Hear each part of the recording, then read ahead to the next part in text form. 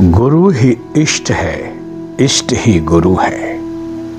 गुरु गीता के मंत्र शिष्यों के अंतर मन को कषाय कलमश से मुक्त करते हैं। इसमें भक्ति की धारा बहाकर सद्गुरु की भाव चेतना से जोड़ते हैं। शिष्य का अंतर्मन जब तक कलुषित है, कलमश से लथपथ है, तब तक उसे सद्गुरु की सत्ता का सार्थक बोध नहीं हो पाता।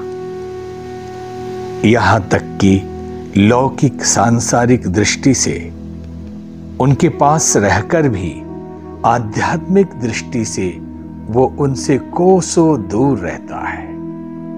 देह की दृष्टि से भले ही वह गुरुदेव से कितना ही नजदीक रहे, पर आत्मा की दृष्टि से उनसे अपरिचित बना रहता है। यह अपरिचय परिचय में बदले, परिचय प्रगाढ़ता में परिवर्तित हो और प्रगाढ़ता पवित्र भावनाओं में बदल जाए, इसके लिए गुरु गीता के मंत्रों की साधना सर्वोत्तम उपाय है।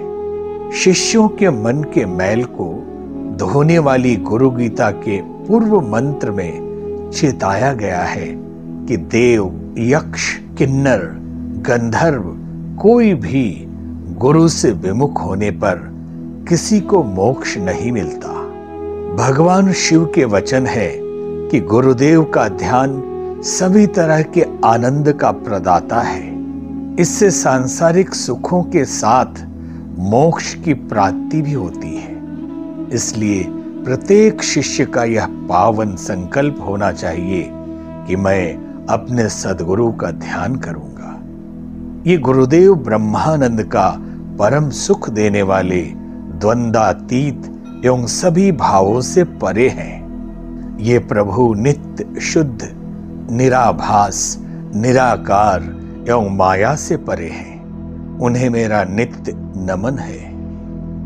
अपने इन कृपालु सद्गुरुदेव को किस भांति ध्याएं, किस तरह उनकी धारणा करें, इस साधना विधान को स्पष्ट करते हुए भगवान सदाशिव माता भवानी से कहते हैं, हृदम भुजे कर्णिका मध्य संस्थे सिंहासने संस्थित दिव्य मूर्तिम ध्यायेद गुरुम चंद्र कला प्रकाशम चित्त पुस्तकाभीष्ट वरम दधानम श्वेतांबरम श्वेत विलेप पुष्पम मुक्ता विभूषम मुदितम द्विनेत्रम वामांक पीठ स्थित दिव्य शक्ति मंद स्थितम सांद्र कृपा निधानम।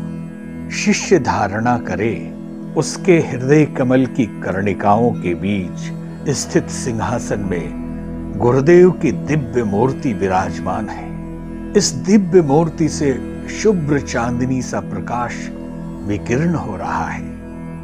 इन सद्गुरुदेव के एक हाथ में पुस्तक है और दूसरा हाथ वर प्रदान करने की मुद्रा में उठा हुआ है। सद्गुरुदेव श्वेत वस्त्र पहने हुए, उन्होंने श्वेत लेप धारण किया है। वे श्वेत पुष्प एवं मोतियों की माला से अलंकृत हैं। उनके दोनों नेत्रों से आनंद छलक रहा है। उनके वाम भाग में उनकी शक्ति है। ऐसे मधुर मधुमेह मुस्कान बिखेरने वाले गुरुदेव का ध्यान करना चाहिए। गुरु गीता के इन मंत्रों में सद्गुरु देव के ध्यान की विशिष्ट विधि है। इस विधि का एक खास मकसद है जिसे ध्यान के सूक्ष्म ज्ञाता जान सकते हैं। जो ध्यान के अर्थ और सत्य से परिचित हैं, वे जानते हैं कि ध्यान मात्र एकाग्रता नहीं है। यह आत्मशोधन की प्रक्रिया के साथ अपनी कल्पनाओं और कामनाओं के अनुसार ब्रह्मांडीय ऊर्जा के नियंत्रण और नियोजन की विधि है। हमारी चाहत क्या है, इसी के अनुसार ध्यान का विधान तय किया जाता है। ध्यान के उग्र रूप शत्रु संहार के लिए होते हैं। ध्यान में राजस भाव की प्रगाढ़ता वैभव एवं समृद्धि देती है। ध्यान का परम सात्विक सौम्य रूप ज्ञान देने वाला होता है। गुरु गीता में वर्णित इस ध्यान विधि में सात्विक एवं राजस रूप का मिश्रित भाव है। गुरुदेव के श्वेत वस्त्र सात्विक भाव को प्रगाढ़ करते हैं, किंतु उनका मोतियों की माला एवं पुष्प से अलंकृत स्वरूप राजस स्वभाव की वृद्धि करता है। इन दोनों भावों के मिश्रण से ध्यान का यह स्वरूप ज्ञान और मोक्ष देने के साथ लौकिक और परलौकिक ऐश्वर्य को भी देने वाला है। बंगाल में एक संत हुए अवधूत तारानाथ। उन्होंने ध्यान की अलग अलग तकनीकों का विकास किया है। अवधूत तारानाथ महान योगी होने के साथ उच्च कोटि के तंत्र साधक भी थे। उन्होंने तंत्र एवं योग के मिश्रण से ध्यान साधना पर गंभीर अन्वेषण किए। उनका कहना था कि एक देवता के सैकड़ों सहस्रों मंत्र होते हैं। कामना, कल्पना एवं संकल्पित की दृष्टि से प्रत्येक मंत्र देवता के स्वरूप एक भिन्न आयाम को परिभाषित करता है। उनमें से साधक अपनी साधना के लिए जिस भी मंत्र का चयन करता है, उस मंत्र की प्रकृति के अनुरूप उसमें योग के ऐश्वर्य का विकास होता है। ध्यान के संबंध में भी यही यथार्थ है। एक ही देवता के विभिन्न ध्यान होते हैं, जो साधक की अलग अलग भावनाओं एवं विचारों को मूर्त करते हैं। अवधूत तारानाथ सभी तरह की ध्यान प्रक्रिया में गुरु ध्यान को विशेष महत्ता देते थे। उनका कहना था कि गुरुदेव सर्वदेव देवीमय है। उनके ध्यान से सभी का ध्यान हो जाता है। साधक के जीवन में सारे सुफल आ जाते हैं। उन्होंने स्वयं अपनी साधना इसी विधि से संपन्न की।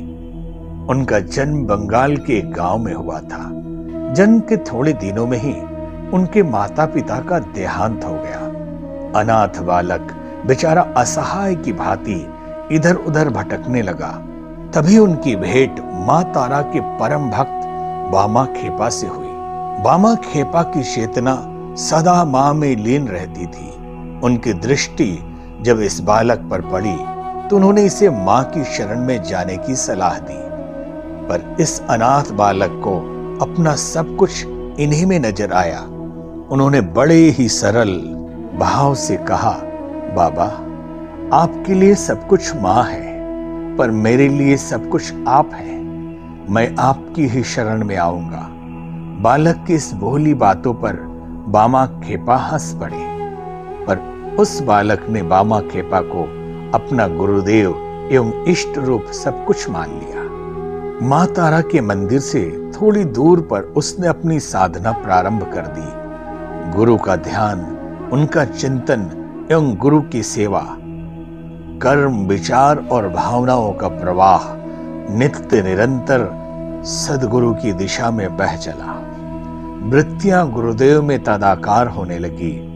एक कार्तिक पूर्णिमा की रात्रि को जब आकाश में पूर्ण चंद्र उदित था, अवधूत तारानाथ के अंतर गमन में भी पूर्णिमा का चंद्र उदित हो गया। स्वयं बामा खेपा उसके अंतर आकाश में हंस रहे थे। उनकी पराबानी के स्वर अवधूत तारानाथ के कण में समा रहे थे। बेटा, गुरु ही इष्ट है, इष्ट ही गुरु है। गुरु के ध्यान से सब कुछ मिल जाता है, यही सच है। सदगुरु की यह कृपा अवधूत तारानाथ के जीवन में घनीभूत हो गई। उन्हें अपनी गुरु भक्ति से साधना जीवन का सार मिल गया।